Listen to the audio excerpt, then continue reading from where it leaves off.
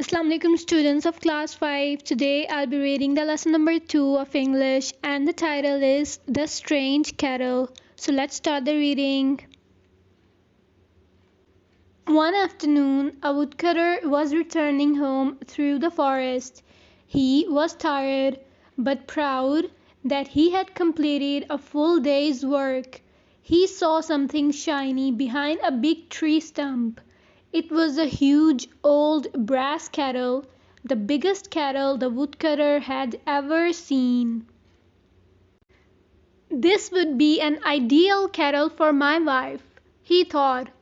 The woodcutter put his axe in the kettle. Then he tied one end of his rope through the kettle's handles and brought the kettle to his cottage. "What a wonderful kettle!" his wife said happily. "This must be your lucky day. And you found another axe too." The woodcutter looked surprised. "Oh no, I only have one axe." "But there are two axes in the kettle," his wife said. "Where did you find the other one?" The woodcutter looked into the kettle. Sure enough, there was a second axe, just like the one he had carried. As he bent down to take it out, his turban fell into the kettle. Right before his eyes, one turban became two. The woodcutter and his wife were amazed. The old brass kettle must have strange powers. But how could they test this? "I have prepared our small supper," said his wife.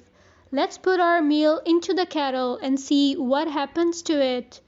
When they did, the simple meal doubled in size.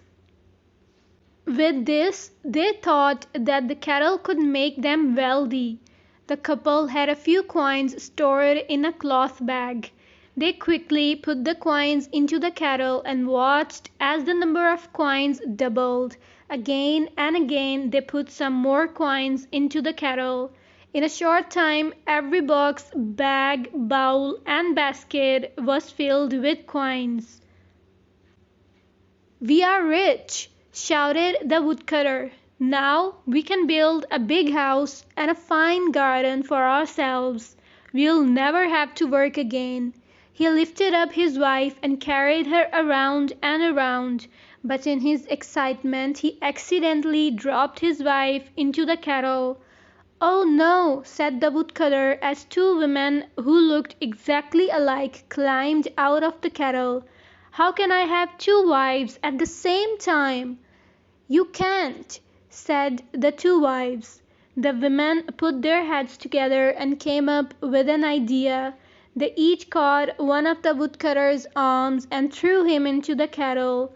Two woodcutters climbed out of the kettle. They looked at one another. Then they looked at the two wives. "Oh no! Now there are four of us in one house!" they cried. The clever wives had the answer. Each couple would use half of the new money to pay for a house and garden of their own. The problem was solved, but it made the first woodcutter and his wife think again about the value of the strange kettle. They thought that their newfound money had made them careless. They said if it is so easy to earn money, they will never again know the pride of a hard day's work. The woodcutter and his wife were ashamed that greed had made them double and treble their coins until they had more money than they needed. The next day the woodcutter wisely took the kettle back to its place in the forest and left it there and returned to his hard-working wife. That's all for today's reading. Allah Hafiz.